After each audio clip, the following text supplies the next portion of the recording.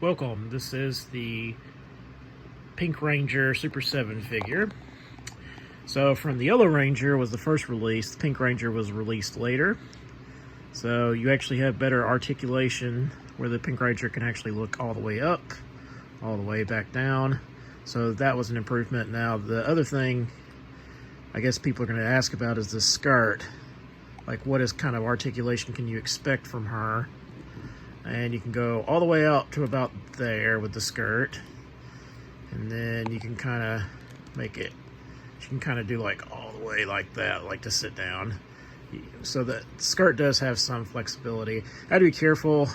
This arm pops out of joint pretty easily, but it pops right back in, so there's no issue there as long as it doesn't, it's a big sizable peg, so it doesn't come out very easily, so it won't break, I don't believe. Now, the question will be, what accessories does she come with, other than that being the only articulation issues that I saw? Because she still has the, where she can swivel at the waist, and she still has the ab crunch. So, accessories. Alright, this is where they drop the ball.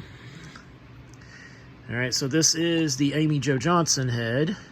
And I kind of see it, but I'm just like, it's not great.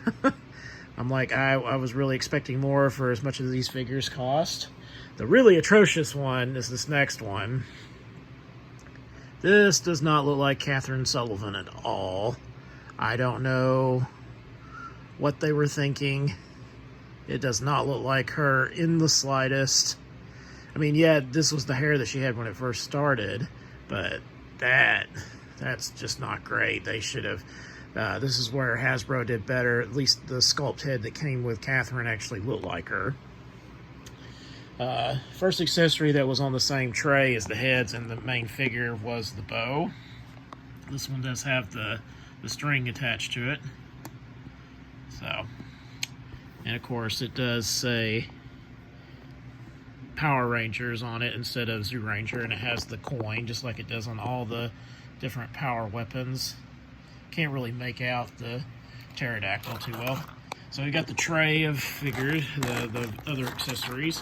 It comes with the ribbon that she used on the one episode with the monster. Can you name that episode and what monster she used it on? Has the power crystal, her morpher, which you can kind of see the pterodactyl on there a little bit. This is the bow without the string. Comes with, of course, the bow from the flip head figures. You've got all the different hands. You've got the 3 different versions of the Blade Blasters that all the Rangers have come with. So that is an improvement. And of course, in the main tray, it does come with the Blade Blaster as well. I just don't ever take those out because I don't like them. So now we'll compare it to the metallic figure. Alright, so same articulation because this is the exact same figure. Head does go all the way up, so they did improve the Pink Ranger from the yellow. So it's the same body mold. This one, if I move the leg too far out, it pops out of socket and I have to pop it back in. So this skirt is a little bit tighter than this one, but it still has the same like body shape. Even without the skirt, if it wasn't there, it has the same body shape, body mold as the Yellow Ranger. So I'm not a huge fan of that. So you have a little less articulation because of the skirt, so it really limits it on the metallic one. So that is something to be aware of.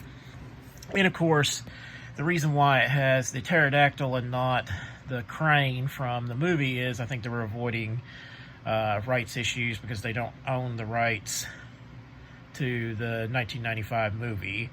But they tried to make it look like the figures that came from those movies as much as possible. So you're missing the black on the bottom. You got the red orb on the morpher, unlike this one. So the lines aren't painted on the holster for the Blade Blaster. But other than that, the articulation is exactly the same. You have the ab crunch, you have the swivel in the waist. There's no difference there because it's the exact same figure as this, other than, like, for some reason the skirt isn't tighter on mine. As I've mentioned in the other videos, the other metallic Rangers, it just doesn't look metallic to me. It just looks like a darker paint color. The preview pictures looked a lot better than when they actually get here in person. So it is what it is. I'm a completionist, so I'm going to get all of them. As for the accessories of the flip head that come with the metallic, it's just the flip head weapons. So that's all you get with the basic figure. So if you're wanting like all the accessories, you are going to have to spend the money and get the Ultimate Edition, which is the one I would prefer to get. But you know, there are weaknesses there. We just don't have a good civilian head for pink, because both those are not great. Now, of course, you're probably asking, okay, so give me, is there a scale size difference with the male counterpart? And if you look, the Red Ranger is, in fact, taller than the Pink Ranger, so there is a size difference there. So she is physically smaller around the waist, everything else. So they did scale the figures together quite nicely. So if you're worried about a scaling issue, because she should be smaller than the male Rangers. I like the Ultimate figure, at least the basic one. And of course, I got this one for completionist, and I thought these would look better in person than they did on the online thing. So this one still wins out for me. But if you need a budget one, but you still want to get one, get this one, because it's still available on Hasbro Pulse. They're still expensive, so you're not getting any accessories or anything with it, so keep that in mind if you decide to buy this one. But that's it. Leave in the comments, did you get this one? Are you planning on getting it? Is it a pass? Remember to hit that bell notification for when the next video drops. Remember to like, share, subscribe if you haven't already. And as always, thank you for watching.